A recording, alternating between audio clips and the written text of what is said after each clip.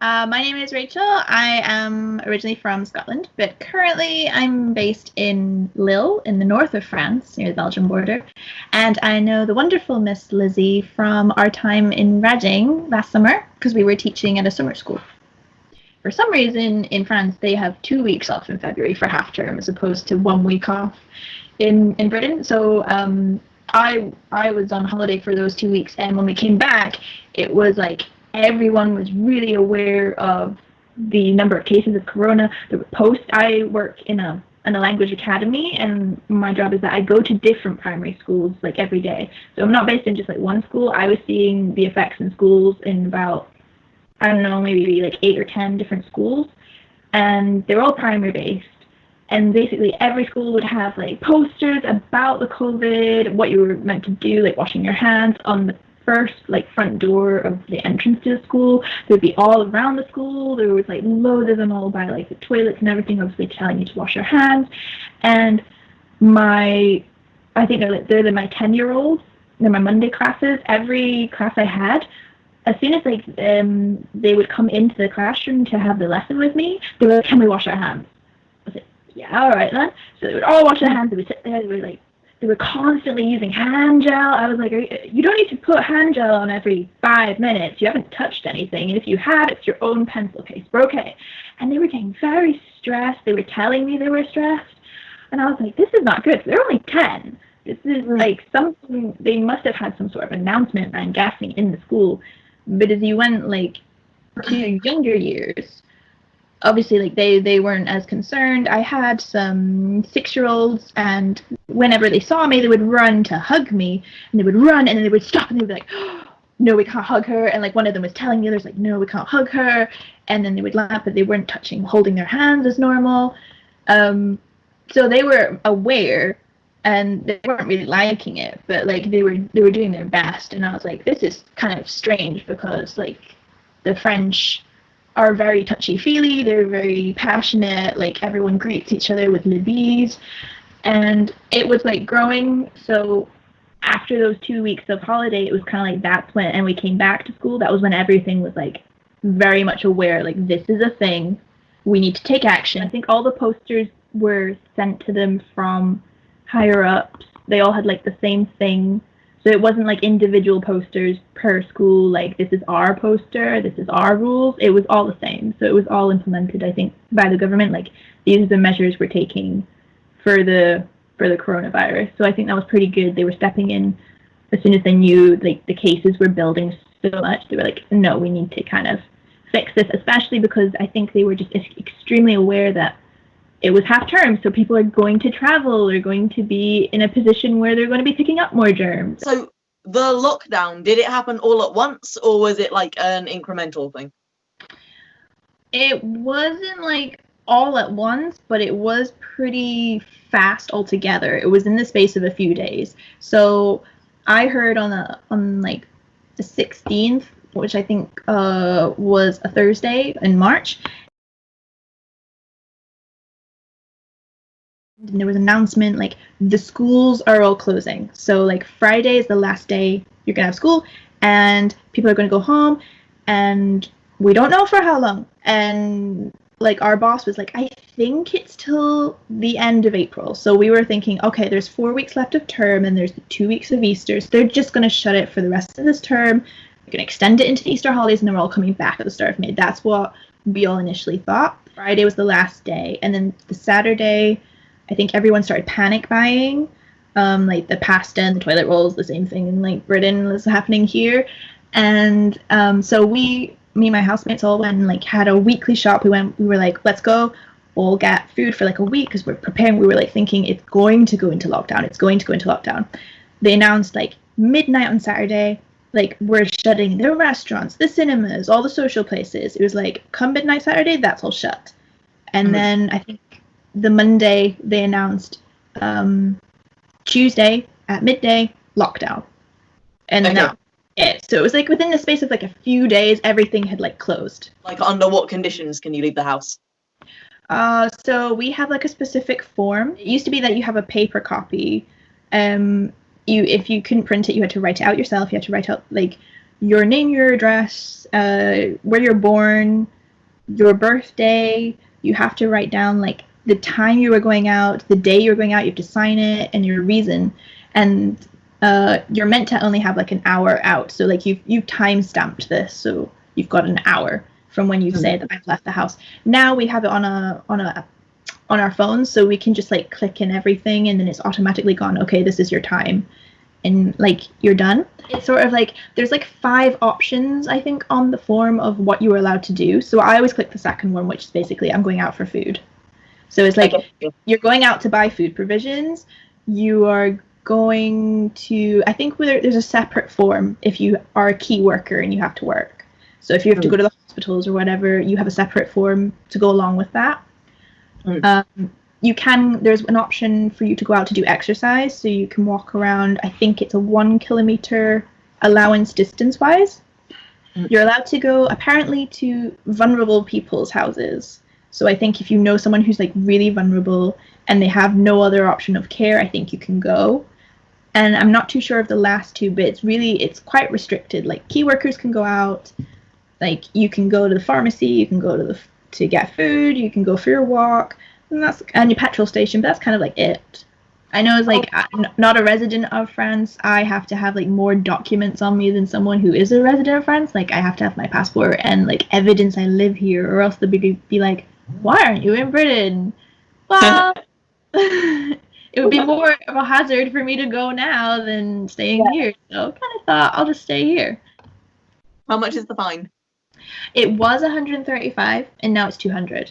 The first like week or so, I think people were trying to get around it by like sneaking away to like countryside areas, because they were like, oh, police won't be here, but the police were like going around and catching people. I think they put up the fine because I believe that any money that they get off of people are being put back into the system for the medical. So maybe they were like, oh, we'll put the price up so that we can get more money to like put it back in through. Mostly like I don't think many businesses had the option of deciding for themselves. It's mainly like if you work in a supermarket, you have to go. The bin men are apparently still going, which is great. So like our bin bags are being taken away. I know that.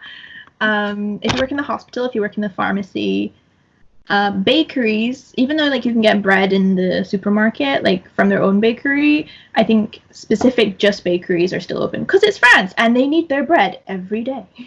Yeah. I think some modes of public transport are still working for allowing the other key workers to get around. I think it's obviously reduced, and we have in particular where I am in France, our like underground system, it's automatic, so there's no driver like in the London underground. So it's the tubes just run as they are by themselves. So I think there's like less people working for that, for like the maintenance, but it's like just the bare minimum workers that are like really needed. If you're like needed to work in a factory for something that needs to be produced, then you have to go in. But other than that, like you have to stay in. Yeah. We've got something similar to the furlough. It is essentially like 80% of your pay, so it's the same as kind of like furlough. I think it can be similar for if you're self-employed, that you will also get some sort of benefit. The government are doing I think, in my opinion, a pretty good job of being supportive to those who aren't getting like, or aren't doing their works. The government said when they were closing everything, like, it's our decision to kind of like close the schools and close this and close that. So we're going to have to kind of like pay you because it's our decision and not your decision. Usually they just say, oh, President Macron is going to have like a big announcement on like the Monday at 8:00, and we're like, okay, so then everyone will just sit and watch these announcements, and it's kind of like that's just how you get all of your information from the big announcements, really. But so far, like, they've been pretty good. They keep you quite updated. They've had like 2 or 3 quite big announcements where they've said like, oh, we're pushing it till this day, we're pushing it to this day, this is what's happening, and like staying safe, and we're really thankful that you're all doing it, blah, blah, blah. So it's been pretty good. They've been quite informative on those speeches, but it's not been like an everyday thing. I have a neighborhood app so that I do for extra teaching, and My neighbors like will post on it, and I think they've all been pretty supportive. They have a question, like everyone is being really friendly and like feeding back. I'm also part of like an expat group in on Facebook, and it's been really good because if people are obviously they're new to France and they're unsure of like how something is working or where do you get this form, everyone's like giving extra support to that and keeping everyone kind of informed. And I think everyone's being just supportive of the government's decisions. I read that there was like a poll recently. It wasn't a very big poll, so I don't think it was very selective of like the entirety of France, but essentially they were like, we think what's happening now is good, like the measures are in place are good, but they thought at first it was pretty strict, and I was like, no, it's not too strict. Have you seen Britain? Like they were just letting people like wander around for a while. I was like, no, we're doing good. I think we're doing good. And they were saying like, oh, this should have been done faster, and like, why wasn't this put in place? Why wasn't this put in place? And I was like, did they really expect that this was going to happen? Like, it was a joke that every 20s decade is like a plague year, and I was like, I don't think they could have anticipated it.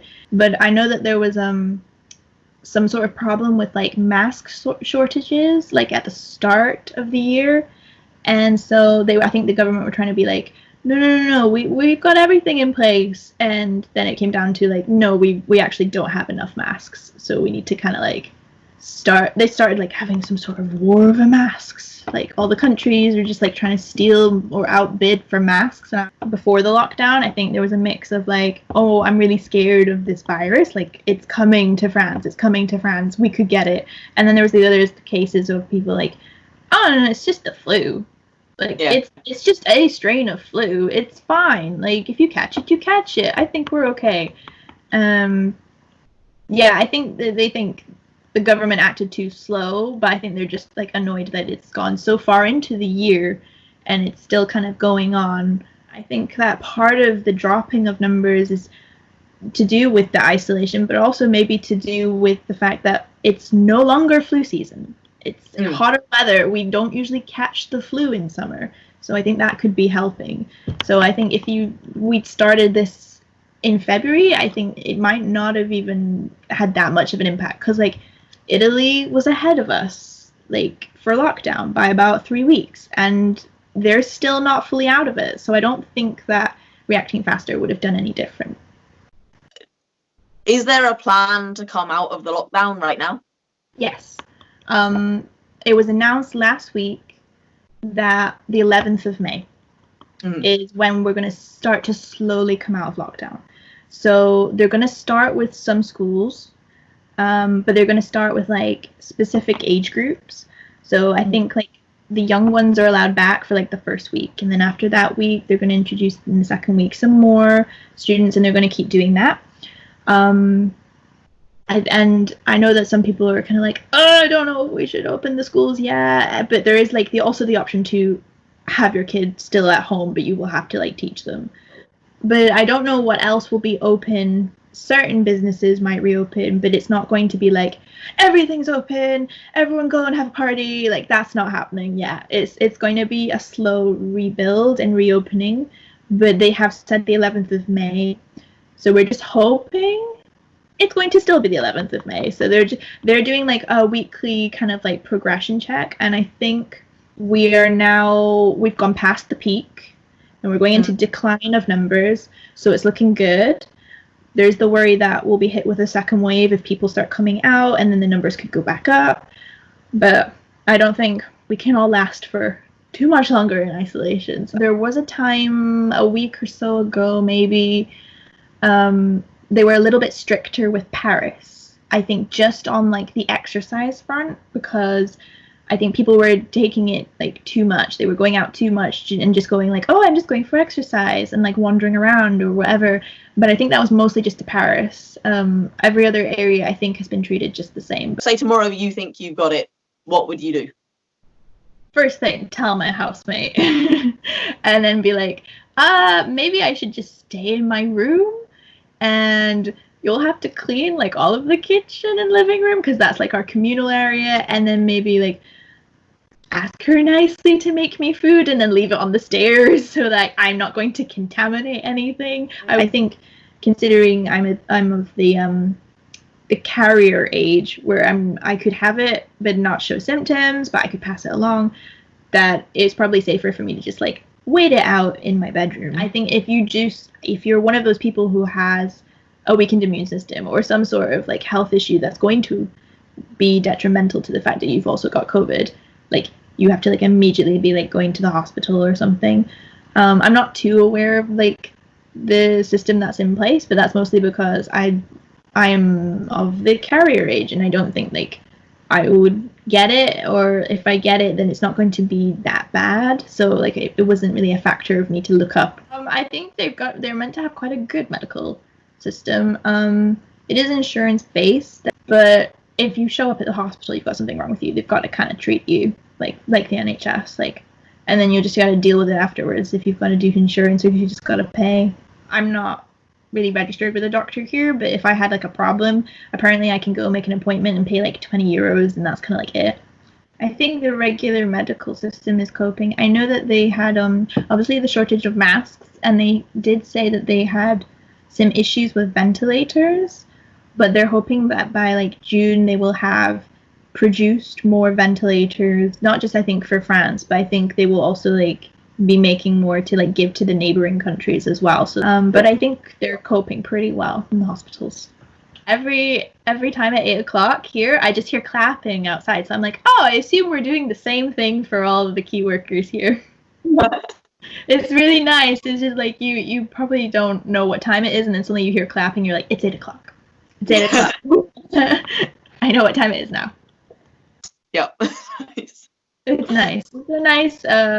It's a nice thing to do. I like it. But obviously it's not going to fix everything, but it is nice to show the support and the appreciation for these people who are putting their lives on the line as well to help us.